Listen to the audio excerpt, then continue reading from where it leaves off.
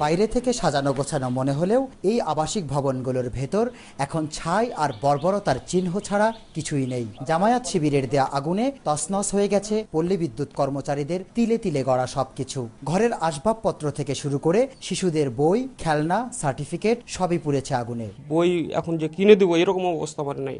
আমার চাকরি জীবনে 10 বছরে আমি যতটুকু একটু একটু করে তিল তিল করে করেছিলাম, তারা আমার এই 10 মিনিটে সেটা সম্পূর্ণ শেষ করে দিয়েছে।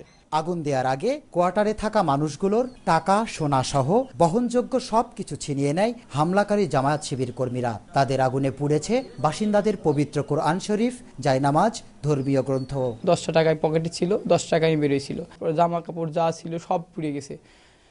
এরকম ক্ষতিগ্রস্ত অবস্থায় আমাদের যে কি অবস্থা সেটা আপনাদের ভাষায় বলে প্রকাশ করা যাবে না। ঘরে কোরআন শরীফ ছিল, এমনকি কোরআন শরীফটাও আমার পুড়াই দিছে। আমার মেয়ে ওই সময় নামাজ পড়ছিল, আমি জানালার পর্দাটা ধরিয়ে আসছিলাম যে ইট এসে আমার মেয়েকে না লাগে, এমন অবস্থা জানেন। এই অবস্থায় নামাজ হওয়ার পর আমি ওর ক্লিপ পালায় চলে গেছি, আর বাসা ধরেন কিছুই নেই, সব আগুন থেকে পুড়ে গেছে। ধর্মের নামে এমন নৃশংসতা মেনে নিতে পারছেন না ক্ষতিগ্রস্ত মানুষেরা। আর স্থানীয় জনপ্রতিনিধি এই ভয়াবহতাকে তুলনা করলেন 1971 সালে হানাদার বাহিনীর ধ্বংসযজ্ঞের সাথে। আজকে আমরা দেশি মানুষ, আমরা বিদেশি মানুষ চাকরি আমাদের এইভাবে লুটতরাজ করি আমাদের পরনের কাপড় কারিয়া নিয়ে গেলেন, এইটাই আপনাদের ধর্ম? এটা কোন বিধানে পাইছেন আপনারা এই ধরনের কাজ কারবার করতে? ওরা কেমন হিংসাত্মক পলিটিক্স করে ওরা, যে যারা তারা কোরআন শরীফের মতো একটা পবিত্র জিনিস করে আগুনে পুড়িয়ে দ্বিধাদ্বন্দ্ব করেনি।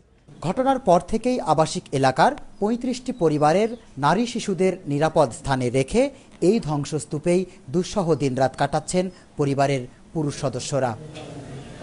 মেহেরুল সুজন, সময় সংবাদ, কানসার্ট, চাঁপাইনবাবগঞ্জ।